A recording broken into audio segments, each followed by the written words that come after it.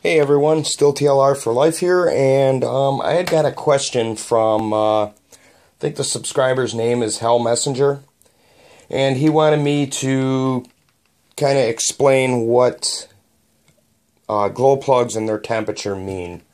A lot of the manufacturers of glow plugs are a little bit different as to how they do it, so you can't really use this as like all the numbers are going to mean the same thing from an OS to a Nova Rossi, to an RB, to a Traxxas, blah, blah, blah, and so on. So, but generally, the higher the number, usually the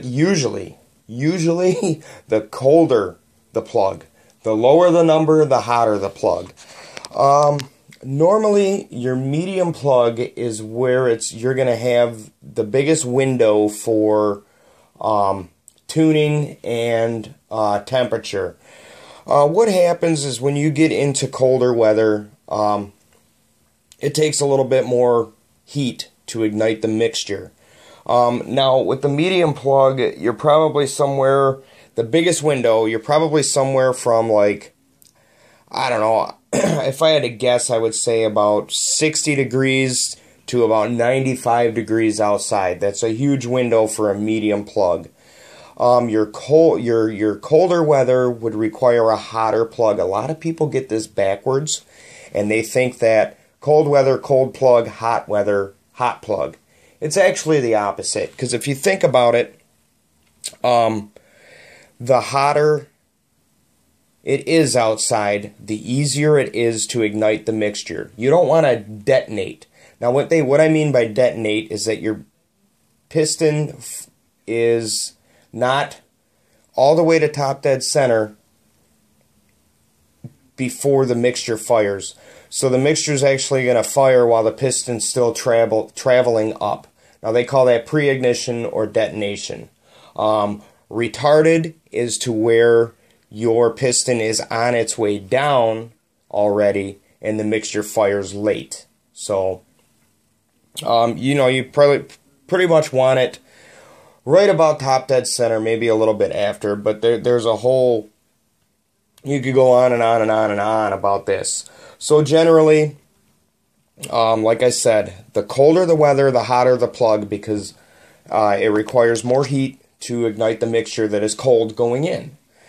Now what it is with the hotter plugs, this is where you can run into a little bit of trouble. The hotter plugs, if you look inside of there, see if I can get my camera to focus.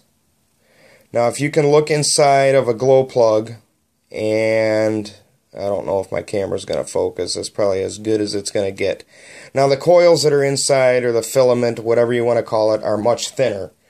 Therefore, it requires less heat for it to get really hot. So, your tuning window, pretty much, you got to be spot on with your tune to get the hot plug to perform well.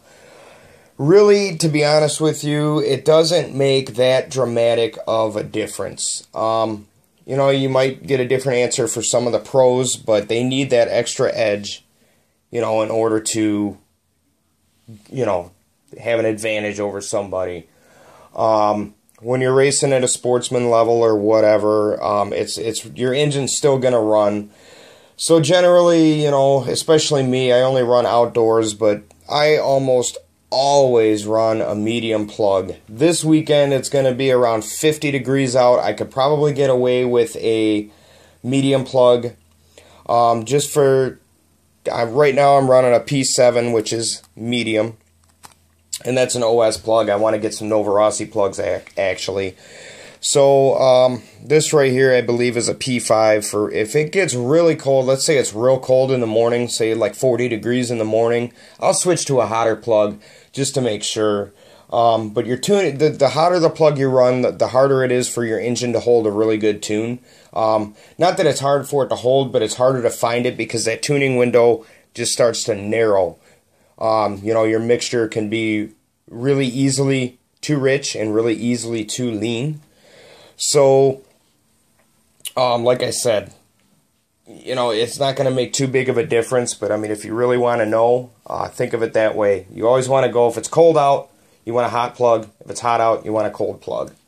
The colder plugs have a really thick element. They hold more heat. They actually last longer. Even the medium plugs are thicker than a really hot plug. So that they're going to last a lot longer naturally because there's more material on there and they can stay glowing for a lot longer before they burn out. The problem is if you do run too lean with a hot plug, you're going to overheat the hell out of this element in here. You got the risk of it falling off in your engine, and you can kiss your engine goodbye if your element falls off in your glow plug. So you kind of have to be very careful. At the end of a really harsh racing day, if I am running a hot plug, I'm going to pitch it right in the garbage and put another one in. No questions asked. I don't want that hassle. I'm not destroying a $180 piston and sleeve. Anyway, I hope that kind of helps out, but you can't always go by the numbers. Your best bet is to look up the manufacturer of glow plug that you're purchasing and look at their chart. Most of them have a chart, and they will say, I wish they would say, they should say it on the box, but they don't. You just have to go on their website or whatever, or even ask your local hobby shop. They can look it up for you, and they say, okay, this number equals a medium plug, this number equals a medium cold, this one equals a hot, so on and so on and so on. So always check to make sure you know what type of glow plug you're buying before you just go buy a glow plug, because there is a difference. Okay, anyway, on to that. He had also asked me about shock position and what it does. Okay, this you gotta this is something also you're gonna have to learn to fit your driving style, but generally, if you're running on a really smooth track, you want to take your shocks and lay them down. Put them on the most angle that you can get in the smoother surfaces. That way the shock is not directed straight up and down towards the bumps, because you're not going to need it. So what that's going to do is as the car leans, the shock is kind of pointing towards the wheel where the traction is kind of most needed. So that kind of assists you in high-speed traction if you're running a high-bite track. If you have a looser track with a lot of bumps, if you stand the shock up more, the shock is now pointed directly down or closest to down to the bumps where it's needed the most, and the shock actually works a little bit faster, you know, falls into the hole, keeps, basically the idea of the shock is to actually keep, not to make the car ride better, but it's actually to keep the wheels on the ground as much as possible. The more your wheels are on the ground, the faster you're going to go, the more traction you're going to have. You also can play with the oil in the shocks if you need. If you're running a really high bite surface, you can change to a little bit stiffer shock oil. You know, because you don't need all that action in the shock. So, stiffer springs. There's so many different tuning options for a shock. It is just about endless.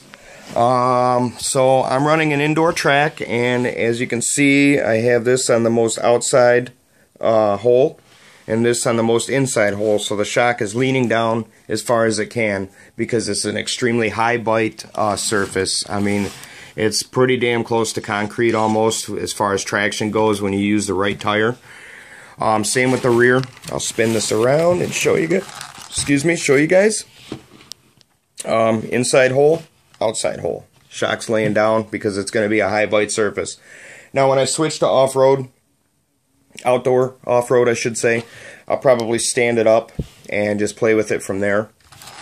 I am running the stock shock oil. Just for now at this race, I'm not going to change it. So I'm just going to play with the shocks and see where they're at. So anyway, that's about as best as I can sum it up for you. So I hope this does help you out, and I hope it answers your question. Thank you for subscribing to me, and anybody else who has any questions, feel free to ask. I'll do my best to make a video or at least answer your question in the comment section. And we can just go from there, guys. So I do appreciate it. I think this is probably going to be my last video until after the race, unless I can think of something else. So Saturday is the big day for this car. It's going to be hitting the track and racing. And naturally, these are just my kind of test and tune tires for out in the backyard. I don't particularly care. I think this thing looks so ugly with these black wheels. So I got my Dish Racing yellow wheels for that. I've got 3 different sets of tires to try out. each one, see which one's going to work best, and we can go from there. So I hope you guys have a good night. Thank you for watching, and we'll talk to you guys soon. Thanks.